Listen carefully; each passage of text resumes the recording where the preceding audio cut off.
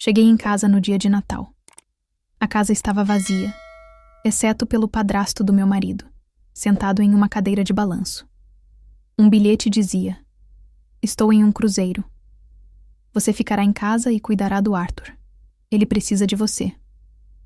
O padrasto abriu os olhos e disse: "Vamos começar?" Eu assenti. 4 dias depois, meu marido estava implorando. O bilhete tremia em meus dedos enquanto o sangue sumia do meu rosto. "Estou fazendo um cruzeiro com destino a Fernando de Noronha com Camila." Minha mãe decidiu vir também, já que ela precisava de um descanso. "Você ficará em casa e cuidará de Arthur. Ele precisa de você." "Volto segunda-feira, Lucas." Li 2 vezes. Certo que deveria haver algum engano. O papel voou até o balcão, da cozinha, enquanto minha mão ficava dormente. "Ele não vai voltar até segunda-feira", disse a voz rouca atrás de mim, me fazendo pular. Virei-me e vi Arthur me observando da porta, apoiado pesadamente em sua bengala, mas com olhos alertas, demais para o velho decrépito que Lucas havia descrito. "Não", consegui falar, minha voz quase inaudível. "Ninguém. Todos eles fizeram um cruzeiro." Arthur assentiu lentamente, como se esperasse esse cenário exato. "Deixaram você com um trabalho pesado, não é?" Clássico do Lucas. Eu tinha chegado há apenas 30 minutos antes, meu carro lotado de presentes e ingredientes para a ceia de Natal. A casa silenciosa deveria ter sido minha primeira pista. Nenhum aroma delicioso de peru assado. Nenhum jogo de futebol berrando na televisão da sala. Nenhuma saudação alegre. Em vez disso, encontrei apenas uma casa vazia e o padrasto de Lucas, sentado sozinho em uma cadeira de balanço, olhando para mim com aqueles olhos azuis desconfortavelmente perceptivos. "Eu não entendo", eu disse, procurando uma cadeira na cozinha. "Nós estávamos planejando uma ceia para o dia de Natal há meses." Peguei meu telefone e tentei ligar para Lucas novamente, direto para o correio de voz, assim como nas 3 tentativas anteriores. Arthur foi até a geladeira e tirou uma garrafa de água. "Está assim a semana toda", disse ele, servindo-se com as mãos ligeiramente trêmulas. "Quieto como um túmulo. Eles partiram na terça-feira de manhã. Nem sequer abasteceram a geladeira direito. Espero que você tenha trazido mantimentos. Eu não tinha. Tinha trazido apenas cranberries, batatas doces e minha torta de maçã. Especial. Contribuições de ingredientes para o que deveria ser um banquete de família, não provisões para um feriado abandonado." Meu telefone apitou com uma notificação. Uma onda de esperança percorreu-me, pensando que poderia ser Lucas.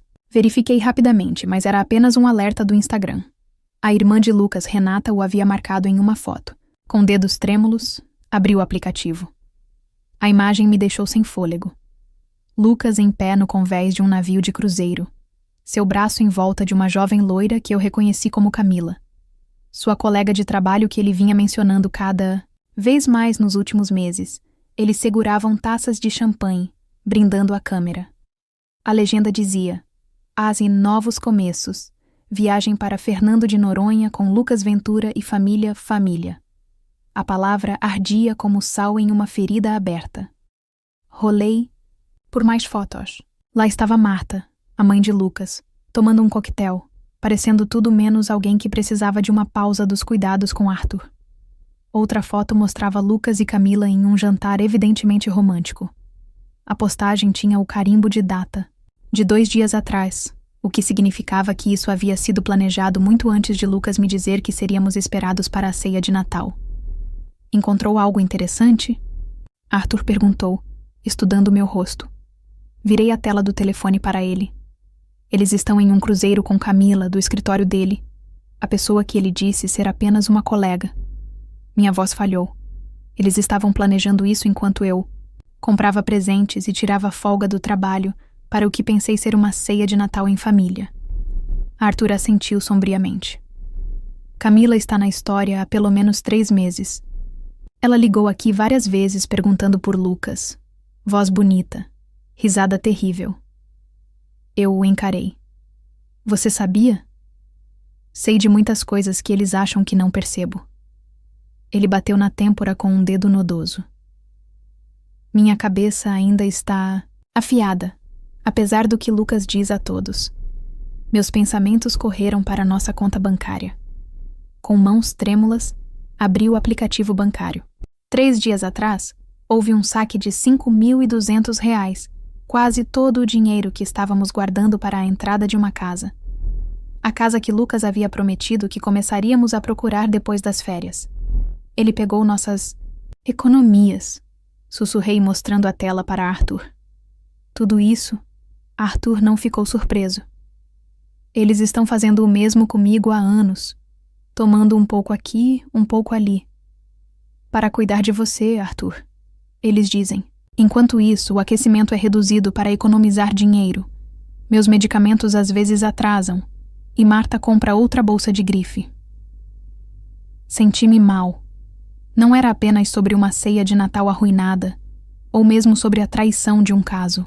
Era um abandono calculado. De mim, de Arthur, de responsabilidades e promessas. Meu telefone tocou. Era Fernanda, minha melhor amiga, ligando para me desejar um feliz dia de Natal.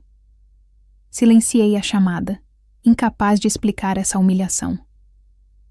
Ainda há sopa sobrando, Arthur ofereceu.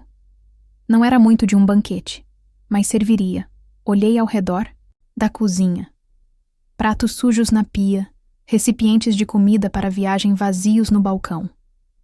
Eles nem sequer tinham limpado antes de partir, deixando algo endurecido dentro de mim. Não, disse firmemente. Nós merecemos algo melhor do que sopa que sobrou. Peguei meu casaco e minha bolsa. Estou indo ao mercado Sol Nascente. Talvez ainda tenham alguns peitos de peru e batatas. Vamos fazer uma refeição de verdade hoje. Arthur pareceu surpreso, depois satisfeito. Não como uma refeição caseira há meses. Lucas sempre traz fast food, quando se dá ao trabalho de vir. No mercado, minha mente girava com perguntas e emoções. Há quanto tempo Lucas estava planejando me deixar? Nosso casamento de 5 anos foi apenas um arranjo conveniente para ele. Selecionei mecanicamente um pequeno peito de peru, batatas e alguns vegetais, mal registrando os outros compradores de última hora ao meu redor. Quando voltei, Arthur havia conseguido limpar o balcão da cozinha e estava sentado à mesa, com uma pilha de papéis diante dele. Que é tudo isso? Perguntei, colocando os mantimentos. Evidências, respondeu ele, seus olhos azuis endurecendo. Extratos bancários, registros médicos, negligência documentada que eu venho acompanhando há meses. Ele empurrou uma pasta para mim. Lucas e Marta acham que sou apenas um fardo esperando para morrer. Não sabem que venho observando enquanto saqueiam minhas contas e oferecem cuidados mínimos. Olhei para os papéis. Notas detalhadas, extratos de conta mostrando transferências. Suspeitas, cópias de recomendações médicas ignoradas. Por que está me mostrando isso? Perguntei perturbada com sua meticulosidade. Arthur inclinou-se para a frente, de repente parecendo menos frágil. Porque você também foi enganada, Clara. E porque eu não tenho muito tempo. Ele bateu em um relatório médico. Câncer terminal, 3 meses no máximo. Sentei-me pesadamente em frente a ele. Sinto muito, Arthur. Ele acenou, rejeitando minha simpatia. Não se desculpe. Seja inteligente. Ele me olhou com uma intensidade inesperada. Eles acham que deixaram você com um fardo, mas, na verdade, nos deram uma oportunidade. Uma oportunidade para o quê? Perguntei, a voz embargada. Os lábios finos de Arthur se curvaram em um sorriso determinado. Por justiça, ele respondeu. Pegou um envelope e o deslizou sobre a mesa. Dentro estão meus documentos de testamento e confiança. Reais. Não os que Lucas e Marta acham que existem. Eu não toquei no envelope. Arthur, eu não entendo. Ele se recostou na cadeira e me estudou. Depois de um momento, simplesmente disse: Vamos começar? Essas 3 palavras pairaram no ar entre nós, carregadas de possibilidades e significados ocultos. Antes que eu pudesse responder, ele explicou sua proposta. Ajudá-lo a documentar a negligência e a traição da família. Ajudar com seus arranjos finais. E ele garantiria que eu estaria cuidada financeiramente depois que ele se fosse. A família que nos abandonou. Ambos perderiam tudo o que achavam que lhes pertencia. Olhei para ele. Esse homem que eu mal conhecia, mas com quem, de repente, compartilhava uma conexão profunda. Nós dois havíamos sido enganados e descartados pelas mesmas pessoas. Lá fora, as sombras do final da tarde se estendiam por uma entrada vazia, onde uma família deveria ter se reunido. Dentro, uma aliança inesperada estava se formando. Sim, eu disse finalmente, me surpreendendo com a firmeza na minha voz. Vamos começar. Depois do nosso acordo, Arthur afundou na cadeira. O cansaço era evidente na curvatura de seus ombros. A excitação de nossa nova aliança o havia energizado temporariamente, mas agora o cansaço retornava ao seu rosto. Você deveria descansar, eu disse, notando o peso sob sua pele envelhecida. Vou terminar de fazer nosso jantar. Arthur balançou a cabeça. Primeiro há algo que você precisa ver. Ele se levantou com esforço. Meus registros médicos. Você precisa entender com o que estamos lidando. E quão pouco tempo temos. Ele me levou a um pequeno quarto que, claramente, já fora um escritório, mas havia sido convertido em um espaço improvisado para dormir. Uma cama de hospital ocupava um canto, embora Arthur não a estivesse usando. Em vez disso, uma cama de solteiro comum, encostada à parede oposta, mostrava sinais de uso. Não suporto essa engenhoca, ele explicou gesticulando para a cama de hospital. Me faz sentir como se eu já estivesse em cuidados paliativos. De uma gaveta trancada na mesa, Arthur retirou uma pasta grossa, etiquetada simplesmente como médica. Ele me entregou sem cerimônia. Câncer de pâncreas, disse ele, secamente, enquanto eu abria. Estágio 4. Diagnosticado há 3 meses, examinei os documentos. Meu estômago se contraiu com as descrições clínicas e o prognóstico sombrio. Várias anotações de oncologistas, recomendações de tratamento e resultados de exames contavam a história inconfundível de uma doença terminal. 2 meses, Arthur acrescentou. Talvez menos. O último exame mostrou progressão rápida. Olhei para cima bruscamente. Lucas sabe disso? Ah, sim. Todos sabem. A mãe dele estava na consulta quando recebemos o diagnóstico. 2 dias depois, ela começou a falar sobre como precisava de uma pausa dos cuidados. A risada dele não tinha humor. 66 anos e alegando exaustão, enquanto eu estou morrendo aos 78. A crueldade disso me atingiu como um golpe físico. Eles te abandonaram sabendo que você só tinha meses de vida. Semanas, mais provavelmente. Arthur se acomodou na beira da cama. Mas isso não é o pior. Olhe para a lista de medicamentos. Virei as folhas de prescrição. Vários medicamentos estavam listados. Medicamentos para controle da dor, antináuseas, enzimas para ajudar na digestão. Verifique o armário do banheiro. Arthur orientou. Compare o que está lá com o que deveria estar. No banheiro, ao lado encontrei uma coleção desorganizada de frascos de comprimidos. Enquanto os examinava, comparando com a documentação, discrepâncias perturbadoras surgiram. O poderoso analgésico havia sido reabastecido 2 vezes, de acordo com os rótulos da farmácia. Mas o frasco estava quase cheio. Os caros suplementos enzimáticos estavam apenas pela metade, quando deveriam estar quase intocados, com base na data de reabastecimento. Eles estavam diluindo, Arthur confirmou quando voltei com a evidência. 1 comprimido em vez de 2, meias doses do analgésico. E aquelas consultas com o especialista em cuidados paliativos? Muito caras, segundo Marta. Minhas mãos tremiam de raiva quando devolvi a documentação para sua pasta. Isso não é apenas negligência, Arthur. Isso é abuso. É o que acontece quando as pessoas veem você como um obstáculo, em vez de uma pessoa. Ele puxou um pequeno caderno debaixo do travesseiro e me entregou. Eu tenho registrado os horários em que os medicamentos foram perdidos ou os compromissos reduzidos, dinheiro cancelado que desapareceu da minha conta corrente para suprimentos de cuidados domiciliares que nunca se materializaram. A documentação meticulosa me surpreendeu. Páginas de datas, horários, incidentes específicos. Apesar de sua doença, a mente de Arthur permanecia afiada como uma navalha. Deixe-me preparar algo para você comer, eu disse, precisando de um momento para processar tudo. Você deve estar com fome. Na cozinha, encontrei suprimentos lamentáveis. Algumas latas de sopa, um pouco de pão velho, leite prestes a estragar do mercado. Corri. Consegui preparar uma refeição decente de peito de peru assado, purê de batatas e vagem. Não era o banquete de Natal que eu havia planejado, mas era muito melhor do que sobras de sopa. Enquanto comíamos na pequena mesa da cozinha, Arthur me estudou. Conte-me sobre seu casamento, disse ele finalmente. Quando você percebeu pela primeira vez que Lucas não era quem você pensava? A franqueza da pergunta me pegou de surpresa. Cutuquei minha comida, pensando em como responder. Foi gradual, admiti. Quando nos conhecemos, Lucas era atencioso e apoiava meu trabalho de design gráfico. Estava construindo minha base de clientes. Tinha meu próprio pequeno apartamento-estúdio. Bons amigos. Parei percebendo o quanto havia mudado depois que nos casamos.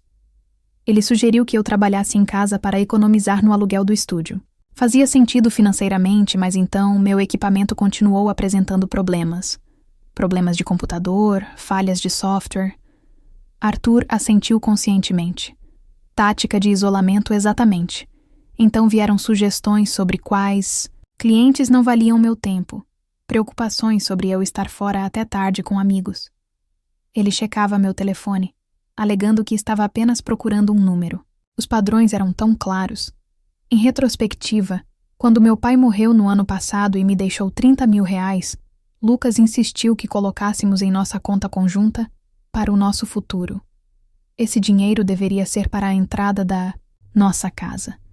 O dinheiro que ele tinha acabado de gastar em um cruzeiro com outra mulher.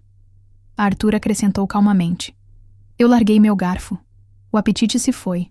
6 anos da minha vida se passaram e agora eu descubro que ele estava planejando me deixar enquanto gastava nossas economias com sua colega de trabalho. Pessoas como Lucas e Marta veem relacionamentos como transações. Aprendi isso tarde. Demais com ela. Eu já era bem-sucedido quando nos conhecemos, disse Arthur. Viúvo, com uma carteira confortável da minha carreira bancária. Ela era encantadora e linda. E Lucas era apenas um adolescente que parecia precisar de uma figura paterna. Ele suspirou pesadamente. Depois que nos casamos, as coisas mudaram. As despesas aumentaram, justificadas como viver a vida que merecemos. Quando tentei manter alguns limites financeiros, me tornei o vilão. Mesquinho, controlador, não realmente comprometido com a família. Isso parece familiar, murmurei.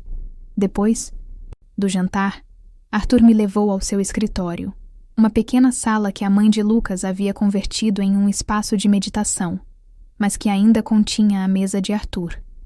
Me ajude com a pintura, ele pediu, apontando para uma paisagem medíocre. Na parede. Atrás dela não era tão seguro quanto eu esperava. Um painel solto na parede. Arthur o removeu e tirou uma pasta de documentos à prova de intempéries. Meus bens reais, ele explicou, espalhando o conteúdo sobre a mesa. Investimentos. Marta não sabe nada sobre propriedades em Campos do Jordão. Contas nas Ilhas Seychelles, minha época no banco, olhei para os documentos em choque.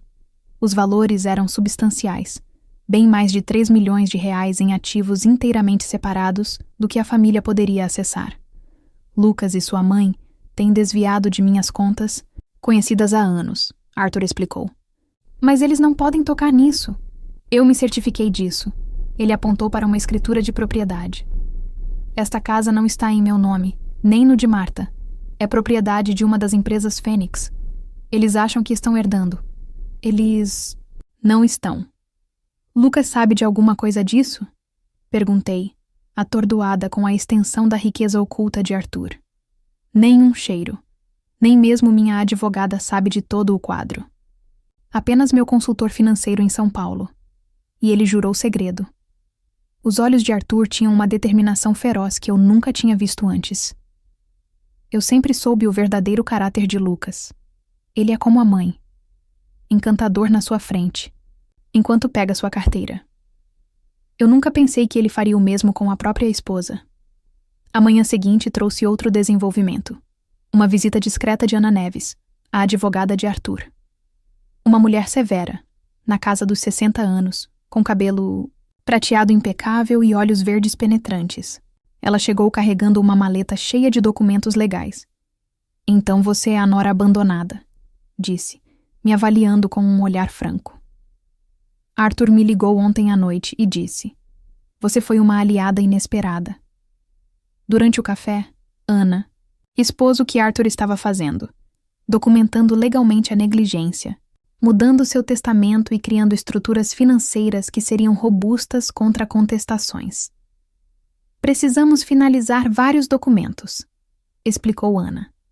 "Transferências que precisam de testemunhas, procurações médicas, alterações, finais ao testamento. Eu me ofereci para ajudar a organizar as evidências que Arthur havia coletado. Minha experiência em design gráfico me tornava boa com organização digital e documentação perfeita." Ana assentiu em aprovação. "Precisaremos de tudo devidamente catalogado para quando eles inevitavelmente contestarem o testamento." Naquela noite, depois que Ana saiu com os documentos assinados, Arthur e eu sentamos na sala de estar com um álbum de fotos que ele tirou de uma estante. "Olha isso", ele disse, apontando para uma foto de Lucas adolescente, com sua mãe atrás dele. Sempre sussurrando em seu ouvido, ele virou a página. "Aqui está o pai de Lucas antes do divórcio. Observe como ele parece miserável. Marta fez com ele o que Lucas está fazendo com você." Página após página revelou padrões que reconheci do meu próprio casamento: controle sutil, manipulação financeira, a fachada atenciosa que caía quando o dinheiro estava envolvido. "É como ver minha própria vida de fora", sussurrei. Arthur assentiu, compreensão nos olhos cansados. "É por isso que precisamos detê-los agora, antes que façam isso com outra pessoa." Naquele momento, nossa aliança se solidificou em algo mais profundo do que conveniência ou benefício mútuo.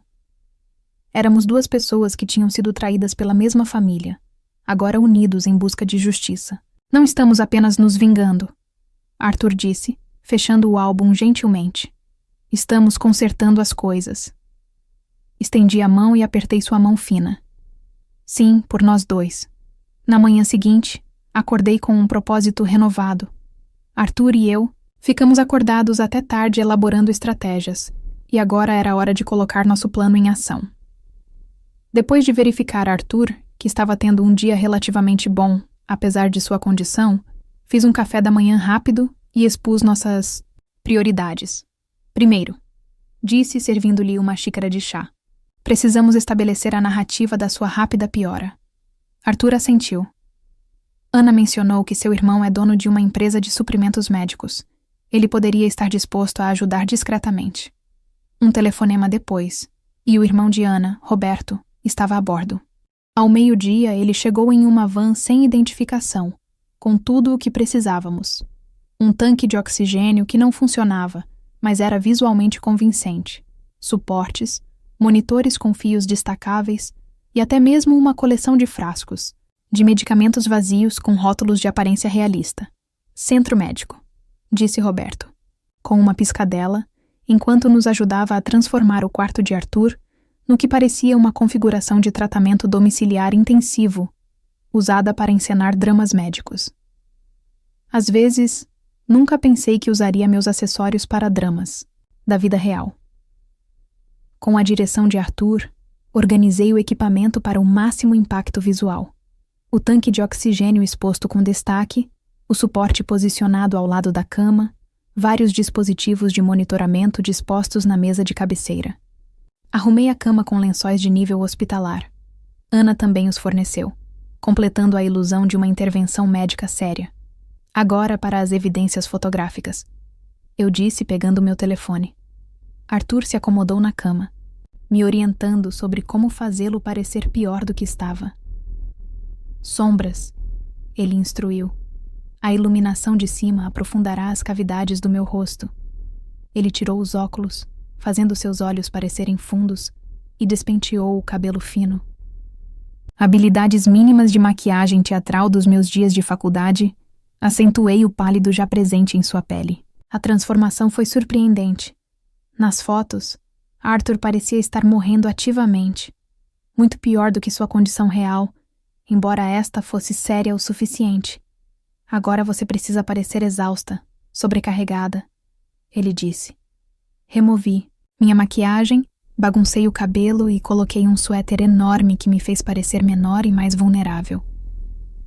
Arthur tirou várias fotos minhas aparentemente dormindo na cadeira desconfortável ao lado de sua cama. Outras, de mim preparando medicamentos com uma expressão preocupada. Perfeito, ele disse, revisando as imagens. Quem é o nosso alvo para essas fotos? A irmã de Lucas, Renata? Eu respondi de acordo com seu telefone. Ela é a única que mandou mensagem para saber como você está desde que eles foram embora. Criei uma mensagem cuidadosamente redigida para acompanhar as fotos. Arthur teve uma noite difícil. A febre subiu para 39 graus. Estamos controlando a dor da melhor maneira possível. Manteremos você atualizada. Clínica e direta, mas com um tom de preocupação que poderia desencadear culpa, ou pelo menos, interesse. Renata respondeu em minutos. Ah, não. Pobre tio Arthur, me mantenha informada. Prepare-se. Arthur murmurou quando mostrei a resposta. Em seguida, veio minha apresentação mais difícil até agora. Liguei para Lucas, sabendo que ele não atenderia, mas que seu correio de voz gravaria minha mensagem. Arthur ativou o aplicativo de gravação em seu telefone para preservar meu lado da conversa. Lucas, sou eu de novo, eu disse, injetando pânico controlado na voz. O estado de Arthur está piorando mais rápido do que o esperado. A enfermeira do hospital está preocupada com a respiração dele. Por favor, me ligue de volta o mais rápido possível. Fiz uma pausa e acrescentei com o tremor certo. Eu realmente preciso do seu apoio agora. Eu fazia ligações semelhantes a cada poucas horas. Cada mensagem se tornava mais urgente, cada uma cuidadosamente registrada entre as ligações. Criei um registro médico detalhado com episódios fictícios, mas realistas. Picos de temperatura, dor intensa, dificuldades respiratórias. Retrocedi algumas entradas para criar uma narrativa consistente de declínio, começando antes mesmo de eles partirem em seu cruzeiro. Você deveria ter sido atriz, comentou Arthur enquanto eu mostrava o registro. Prefiro pensar nisso como não ficção criativa. Respondi com um sorriso sombrio. Toda boa história precisa de documentação. Por volta das 4 horas daquela tarde, nosso planejamento foi interrompido por uma batida na porta. Abri e encontrei uma senhora idosa, segurando uma caçarola coberta. Sou Dona Lourdes da casa ao lado, ela anunciou. Achei que você poderia precisar de algo para o jantar. Cuidar do Arthur é um trabalho de tempo integral, imagino. Convidei-a, grata pela comida e pela oportunidade inesperada que ela apresentou. Durante o café, Dona Lourdes revelou-se uma potencial mina de ouro de informações e apoio. Observo aquela família há anos. Ela confidenciou, abaixando a voz como se Arthur pudesse ouvir de seu quarto, embora ele estivesse descansando. A maneira como tratam aquele pobre homem. Seu marido não é melhor do que a mãe dele, se você não se importa que eu diga. Eu não me importo nem um pouco, assegurei a ela. Estou descobrindo exatamente em que tipo de família. Me casei. Dona Lourdes deu um tapinha na minha mão. Arthur foi tão bom com aquele garoto, você sabe. Pagou a faculdade dele, comprou seu primeiro carro. E como o Lucas retribui, tirando férias enquanto o padrasto está morrendo? Deixei minha raiva e mágoa genuínas transparecerem. Eles me deixaram um bilhete. Apenas um bilhete, me dizendo para cuidar dele. Vergonhoso. Dona Lourdes declarou. Absolutamente vergonhoso. Você sabe que toda a vizinhança notou no mês passado, quando Arthur caiu no quintal. Foi o meu Antônio quem o ajudou a se levantar. Lucas estava lá dentro assistindo futebol. Ignorou nossas batidas completamente. Quando ela saiu, Dona Lourdes havia prometido espalhar a notícia entre os vizinhos de que Arthur precisava de apoio e visitantes enquanto sua família estava egoisticamente vagando por Fernando de Noronha. Eu documentei cuidadosamente suas declarações e a data de sua visita. Nos 2 dias seguintes, mais 5 vizinhos vieram, cada um com suas próprias histórias de testemunhar a negligência de Lucas com Arthur. Cada visita fortalecia nosso caso e fornecia testemunhas adicionais tanto do aparente declínio de Arthur quanto da ausência da família durante o que acreditavam ser seus últimos dias. Na manhã de sábado, Ana Neves retornou com os documentos finais para as transferências de ativos. Levamos Arthur ao banco local, onde ele era cliente havia mais de 30 anos. O gerente, Sr. Barbosa, o cumprimentou calorosamente. Arthur, bom vê-lo por aqui. Como está se sentindo? Colocando meus negócios em ordem, Barbosa. Arthur respondeu, sua voz deliberadamente mais fraca do que o normal. Memória ainda afiada, mesmo que o corpo esteja falhando. Na privacidade do escritório do gerente, Arthur transferiu oficialmente o controle de seus ativos ocultos para uma série de fundos que me beneficiariam, bem como a várias instituições de caridade para idosos. O Sr. Barbosa observou com simpatia, enquanto a mão trêmula de Arthur assinava cada documento. Seu enteado esteve aqui na semana passada, o gerente mencionou casualmente enquanto preenchíamos a papelada. Perguntou sobre suas contas. Lembrei-o de que, sem a devida autorização, Arthur deu um leve sorriso. Sempre planejando com antecedência. Aquele garoto... Eu me lembro quando ele entrou para descontar aquele cheque de presente de formatura. Sr. Barbosa continuou. Nem agradeceu. Apenas reclamou que não era o suficiente para o carro. Ele queria outra evidência, outra testemunha do caráter de Lucas naquela noite. Enquanto revisávamos nosso progresso, o telefone de Arthur tocou com uma chamada de vídeo de Renata. Rapidamente colocamos nosso plano em ação, colocando Arthur na cama, cercado por equipamentos médicos, uma cânula de oxigênio em suas narinas. Ajeitei meu cabelo e belisquei minhas bochechas para deixar meu rosto vermelho de estresse. Quando atendi a ligação, a câmera me mostrou primeiro parecendo exausta. Oh, Clara, Renata ofegou. Você parece péssima. Está tudo bem? Conseguindo, eu disse, simplesmente virando o telefone para Arthur, que fez uma performance digna, de um Oscar de semiconsciência, sua respiração deliberadamente difícil. Tio Arthur? Renata chamou. É Renata. Você pode me ouvir? Os olhos de Arthur piscaram fracamente. Renata, ele sussurrou. É você, querida? A preocupação na voz de Renata parecia genuína, mas o que veio a seguir revelou suas verdadeiras prioridades. Deveríamos voltar para casa mais cedo, Ele vai aguentar até segunda-feira? Virei a câmera de volta para o meu rosto. É difícil dizer. A enfermeira do hospital acha que seus sistemas estão desligando. Se você quiser se despedir, deixe-me falar com Lucas e mamãe. Ela disse rapidamente. O problema é que essas passagens não eram reembolsáveis, e mamãe tem estado muito estressada ultimamente. Eu assenti compreensivamente enquanto lutava contra o desgosto genuíno. Claro, é só que Arthur continua perguntando por Lucas em seus momentos mais lúcidos. Eu vou dizer a ele para ligar. Renata prometeu, assim que eles voltassem de sua excursão em terra. Após encerrar a ligação, Arthur sentou-se e removeu a cânula de oxigênio. Você gravou isso? Ele perguntou. Levantei meu outro telefone, que havia capturado toda a conversa, cada palavra. O sorriso de Arthur era satisfeito, mas tingido de tristeza genuína. Minha família pesando suas passagens de cruzeiro contra dizer adeus a mim, eu sabia que aconteceria exatamente assim.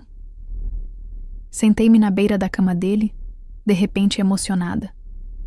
Sinto muito, Arthur. Ele balançou a cabeça. Não seja. Suas verdadeiras cores precisavam ser reveladas. Ele estendeu a mão. Você sabe qual é a parte mais estranha? Esses últimos dias com você, com alguém que realmente se importa, foram melhores do que meses com eles. Nós nos sentamos em um silêncio amigável, contemplando o que tínhamos posto em movimento e os passos finais que ainda estavam por vir. Nosso contra-ataque estava totalmente em andamento, a armadilha quase armada. Agora só precisávamos acioná-la, precisamente no momento certo, A manhã de domingo amanheceu com uma mudança sutil na atmosfera. Enquanto eu levava o chá da manhã para Arthur, notei que suas mãos tremiam mais do que o normal. Um tom azulado ao redor dos lábios que não estava lá antes. Você não precisa fingir para mim, eu disse suavemente, ajudando-o a se sentar. Você realmente não está se sentindo bem hoje, está? O sorriso de Arthur era fino, mas genuíno. Irônico, não é? Depois de toda a nossa encenação, a coisa real nos surpreende. Liguei para a enfermeira do hospital que fazia visitas semanais antes da família ir embora. Ela prometeu vir naquela tarde, mas me aconselhou a lidar com o conforto dele enquanto isso, já que não era mais encenação. Arthur estava declinando ativamente, e uma onda de proteção tomou conta de mim. Nosso plano de vingança de repente pareceu secundário para garantir seu conforto e dignidade. O que você gostaria para o café da manhã? Perguntei, tentando manter a normalidade. Pêssegos, ele disse, me surpreendendo. Pêssegos frescos com creme. Minha falecida esposa Helena costumava prepará-los todo domingo de manhã. O pedido me levou a 3 supermercados diferentes, antes de encontrar pêssegos decentes em dezembro. Quando voltei e os preparei como ele descreveu, fatiados em formato de crescente perfeito com uma colherada de chantilly, os olhos de Arthur marejaram na primeira mordida. Assim como ela costumava fazer, ele sussurrou. Ninguém se preocupou em lembrar dessas coisas sobre mim em anos. Ao longo do dia, eu me peguei fazendo coisas não para o nosso plano, mas simplesmente para o conforto de Arthur. Ajustando seus travesseiros, lendo em voz alta sua cópia desgastada de O Grande Sono, de Raymond Chandler, tocando a música clássica que ele mencionou, apreciando o cuidado genuíno que se desenvolveu entre nós durante nosso curto período juntos. Me surpreendeu com sua intensidade. Você sabe, Arthur disse durante um momento lúcido naquela tarde. Eu não fui tratado com tanta gentileza desde que Helena morreu há 12 anos. Estranho como um estranho demonstrou mais compaixão por mim do que minha própria família. A enfermeira do hospital, Christine, chegou por volta das 3. Depois de examinar Arthur, ela me levou para um canto no corredor. Seus órgãos estão parando de funcionar, ela disse gentilmente. Está acontecendo mais rápido do que prevíamos. Eu diria que ele tem horas, talvez um dia no máximo. Embora eu soubesse que isso estava por vir, a notícia me atingiu mais forte do que o esperado. Eu deveria ligar para a família? Perguntei de repente incerta sobre nosso plano elaborado. Cristina balançou a cabeça. Neste ponto, deveria ser sobre o conforto dele, não deles. Se eles escolheram não estar aqui, ela deixou o resto sem dizer. Depois que ela saiu, eu sentei ao lado de Arthur, que tinha ouvido tudo, apesar de nossas vozes abafadas. Não ligue para eles, ele disse firmemente. Eles fizeram sua escolha, mas precisamos finalizar alguns assuntos. Ele estendeu a mão para mim. Ligue para Ana e diga a ela que é hora dos passos finais. Ana chegou em menos de 1 hora, trazendo consigo um tabelião chamado Henrique. Arthur estava notavelmente alerta quando eles entraram, como se estivesse convocando suas forças restantes para esta última tarefa importante. Você tem certeza de que está à altura disso? Perguntou Ana, preocupada com sua aparência. Mais certo do que nunca, Arthur respondeu. A morte tem um jeito de esclarecer prioridades. Eles finalizaram a última papelada. Documentos que transferiram oficialmente o controle de seus bens para mim como administradora, com especificações para doações de caridade para organizações de prevenção de abuso de idosos. O Novo Testamento mencionou explicitamente o abandono de Lucas como o motivo de sua deserdação. Agora para a carta, Arthur disse, depois de assinar o último documento. Doutora Ana configurou seu tablet para gravar enquanto Arthur ditava uma mensagem para ser lida para a família após sua morte. O que surgiu não foi a condenação raivosa que eu poderia ter esperado, mas algo muito mais poderoso, uma expressão de profunda decepção e a dor de ser tratado como um fardo em vez de um pai para minha família. Ele começou sua voz ganhando força a cada palavra. Quando você ler isso, eu terei ido embora. Não que minha presença ou ausência parecesse importar muito para você nos últimos anos. Ele detalhou casos específicos de negligência, sem acusação, simplesmente declarando fatos. Férias passadas sozinho enquanto eles tiravam férias. Consultas médicas canceladas por conveniência. Ouviu comentários sobre esperar o velho morrer.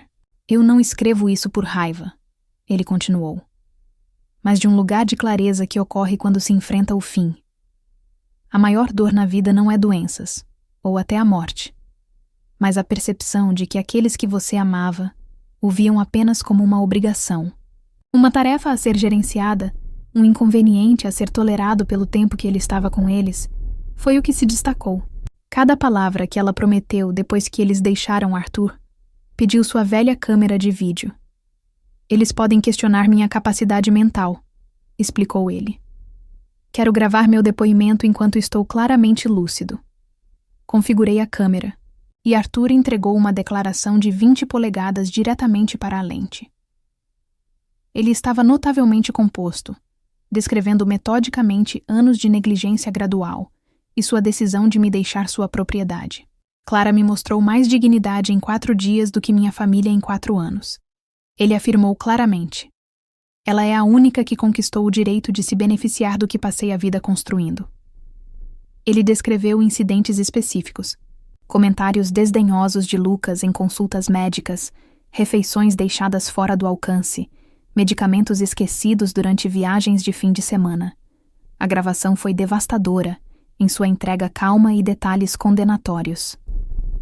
À noite, a energia de Arthur estava desaparecendo. Eu o ajudei a ir para a sala de estar, a seu pedido, acomodando-o em sua cadeira favorita, perto da janela. Há uma garrafa de vinho do Porto no meu escritório, ele disse, atrás dos livros de economia. Helena e eu estávamos guardando para nosso 50º aniversário. Eu encontrei a garrafa empoeirada onde ele descreveu e despejei uma pequena quantidade em 2 copos de cristal que descobri em um armário abandonado. Para a justiça, disse Arthur, erguendo o copo com esforço. Para a dignidade. Acrescentei que nos sentamos juntos enquanto a escuridão caía.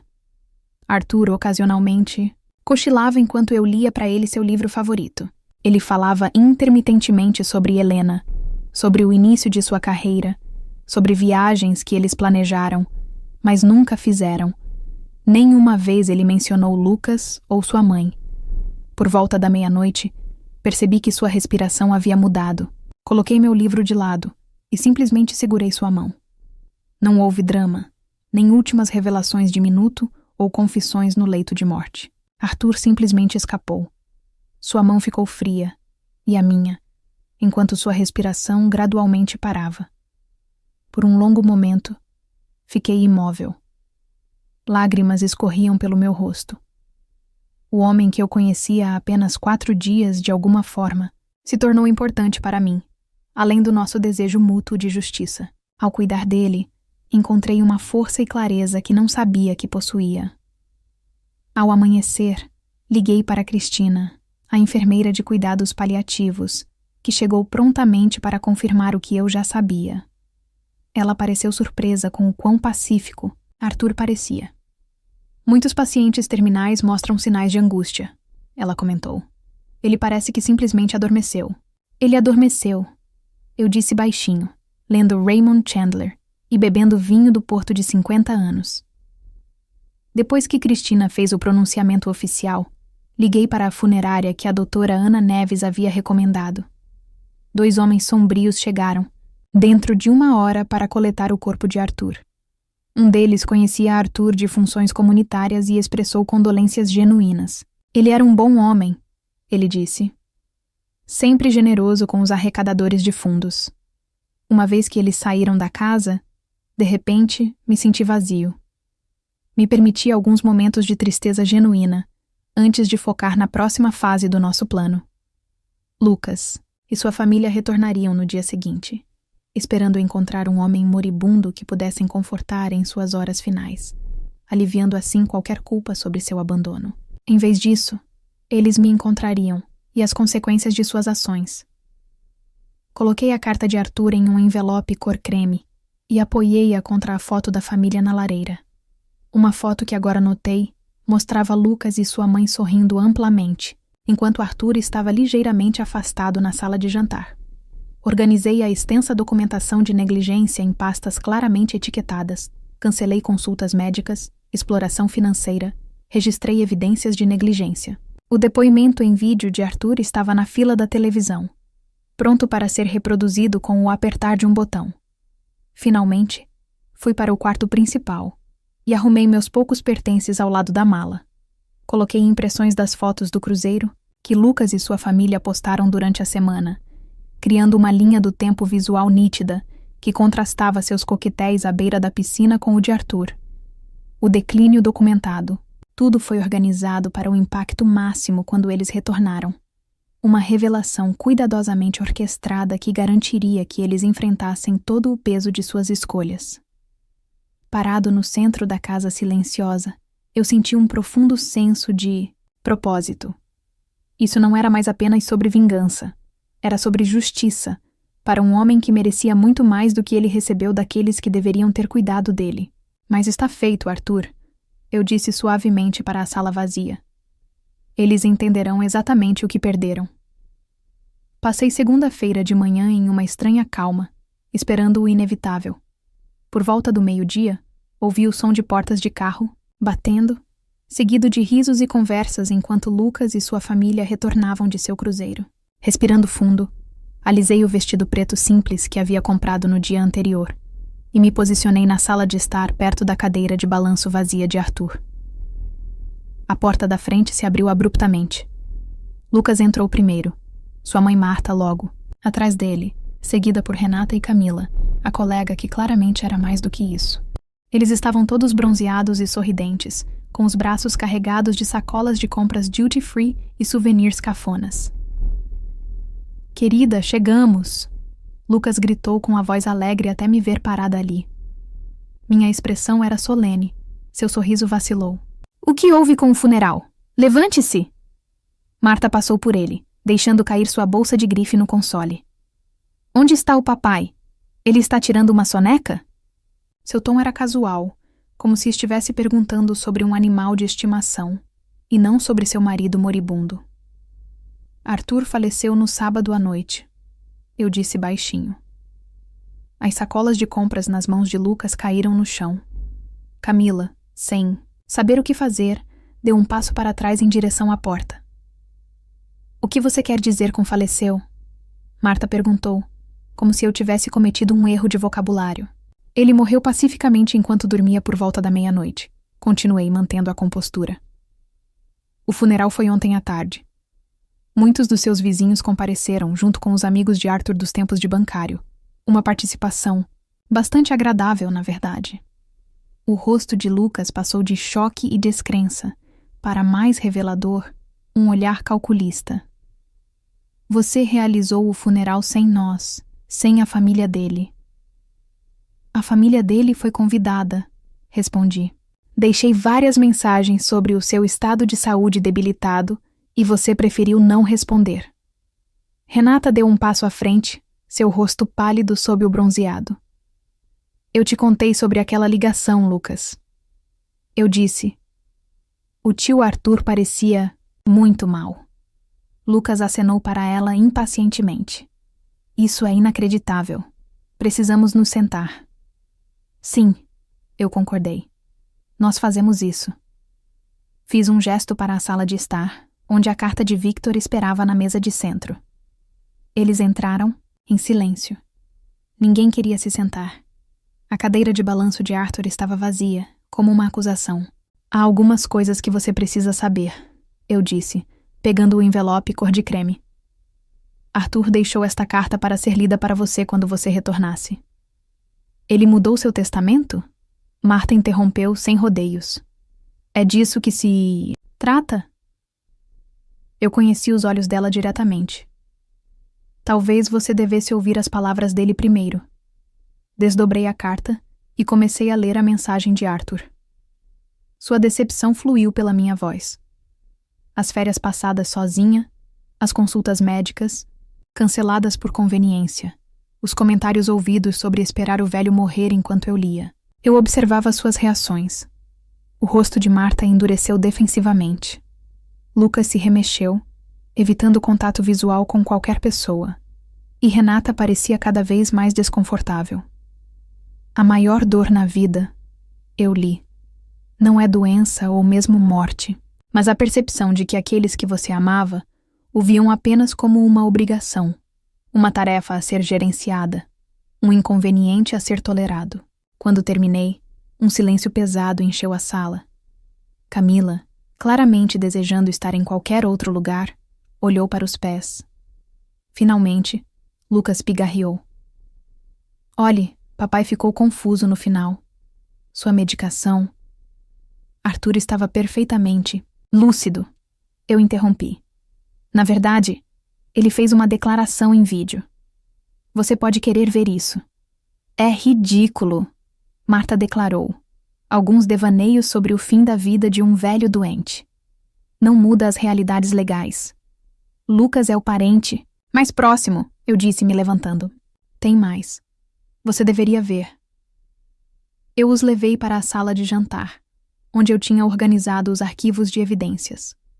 Os olhos de Lucas se arregalaram enquanto ele observava a documentação meticulosa disposta em ordem cronológica. O que... é tudo isso? Ele exigiu. Evidências, eu respondi simplesmente. De exploração financeira, negligência médica e abandono. Abri a primeira pasta, revelando extratos bancários com transferências destacadas. Arthur mantinha registros detalhados de cada real retirado de suas contas, para supostas despesas, com cuidados que nunca foram fornecidos. Marta pegou um dos extratos que ele nos deu, aquele dinheiro que estávamos cuidando dele, deixando-o sozinho no dia de Natal, com medicamentos inadequados, sem comida na geladeira e o aquecimento reduzido para 60 graus. Perguntei, abrindo outra pasta, contendo o cronograma de seus preparativos de partida. Há extratos de 6 diferentes vizinhos que testemunharam sua negligência. E então tem isso. Apertei play no tablet, e o depoimento em vídeo de Arthur começou. Sua descrição calma e articulada de anos de maus tratos silenciou até os protestos de Marta. O rosto de Lucas ficou cada vez mais pálido conforme Arthur descrevia incidentes específicos. Medicamentos, consultas ilusórias canceladas, comentários depreciativos feitos quando eles achavam que ele não conseguia ouvir. Isso é tudo uma armação, Lucas finalmente gaguejou, apontando um dedo para mim. Ela manipulou um homem moribundo. A campainha tocou antes que eu pudesse responder. Momento perfeito, disse doutora Ana, que estava parada na porta. O tabelião, Henrique, estava ao lado dela. Estou interrompendo? Perguntou ela com frieza profissional. De jeito nenhum, respondi. A família acabou de voltar e estava revisando a mensagem final de Arthur. Excelente. Então posso prosseguir com a notificação oficial. Doutora Ana colocou sua pasta na mesa de jantar e retirou vários documentos como executiva do espólio de Arthur. Estou aqui para informá-lo sobre as disposições de seu testamento final. Lucas se endireitou, recompondo-se. Um sorriso presunçoso começou a se formar em sua boca, seus lábios finos. Vamos direto ao ponto. Doutora Ana ajustou seus óculos. O testamento é bem direto. Arthur deixou todo o seu patrimônio para Clara Ventura, com provisões para doações substanciais para diversas organizações de prevenção de abuso de idosos. O silêncio atordoante que se seguiu foi quebrado pela voz estridente de Marta. Isso é impossível. Nós somos sua família. O testamento cita explicitamente abandono e negligência como razões para a deserdação, continuou doutora Ana calmamente. Foi devidamente testemunhado, autenticado e arquivado no tribunal. O senhor Arthur foi examinado por 2 médicos diferentes, que certificaram sua competência mental no momento da assinatura. A presunção de Lucas evaporou. Isso é fraude. Vamos contestar. Você pode tentar, doutora Ana respondeu imperturbável. No entanto, dada a extensa documentação de negligência, o depoimento em vídeo e as declarações das testemunhas, eu desaconselho isso. Você só estaria gastando dinheiro que você não tem. O que você quer dizer com dinheiro que não temos? Marta perguntou. Doutora Ana trocou um olhar comigo antes de continuar.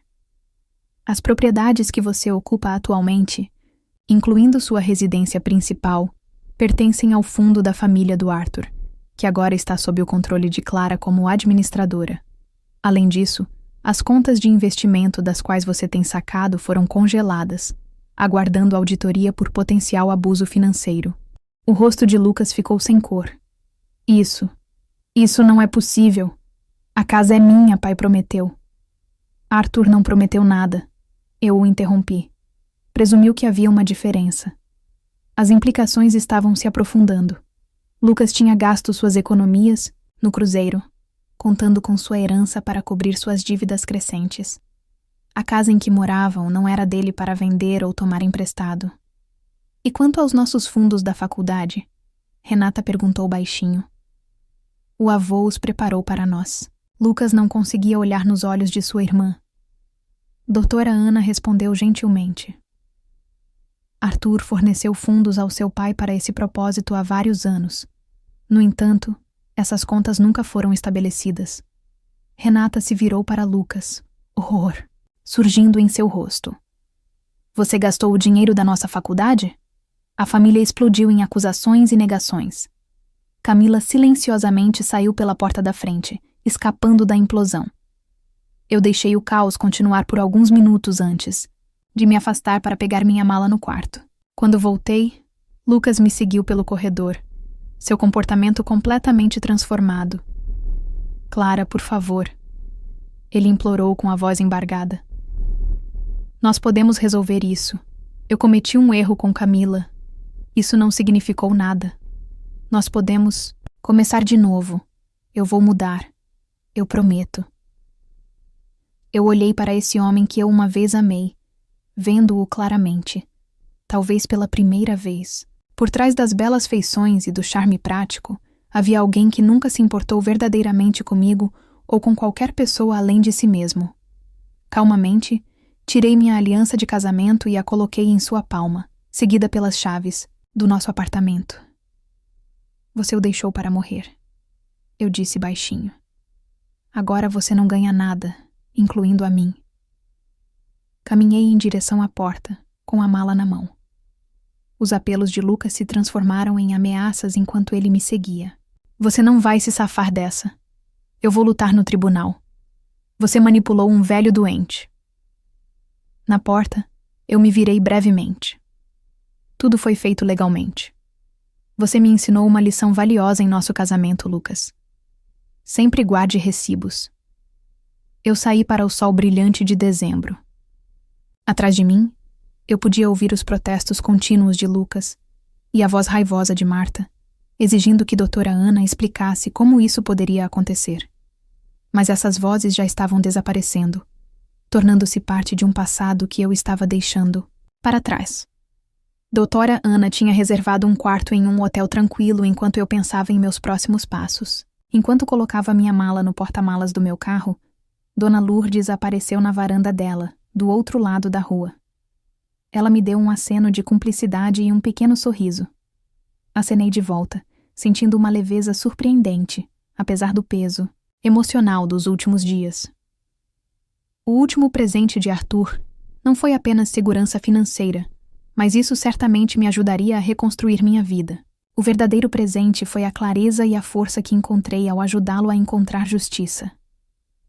Enquanto dirigia para longe da casa e da família destruída dentro dela, eu não estava pensando em vingança, ou mesmo em vindicação. Eu estava pensando em segundas chances, sobre honrar a memória de Arthur vivendo bem e sobre o vínculo inesperado que se formou entre duas pessoas que foram descartadas por aqueles que deveriam ter cuidado delas. Arthur havia encontrado paz. Agora era minha vez de fazer o mesmo. Obrigada por ficar com esta história até o fim.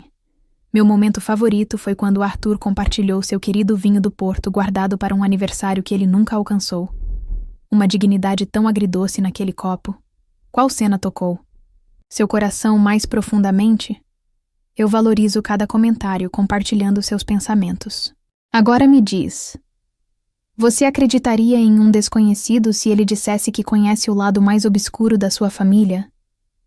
E até onde você iria para fazer justiça quando descobre que foi traído por quem mais confiava?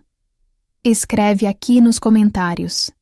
De 0 a 10, qual a sua nota para essa história? Quero muito saber. Se você gostou do vídeo, já clica em gostei e não se esquece de se inscrever no canal. Assim você não perde nenhuma história emocionante que postamos diariamente aqui no canal. Um beijo e até breve.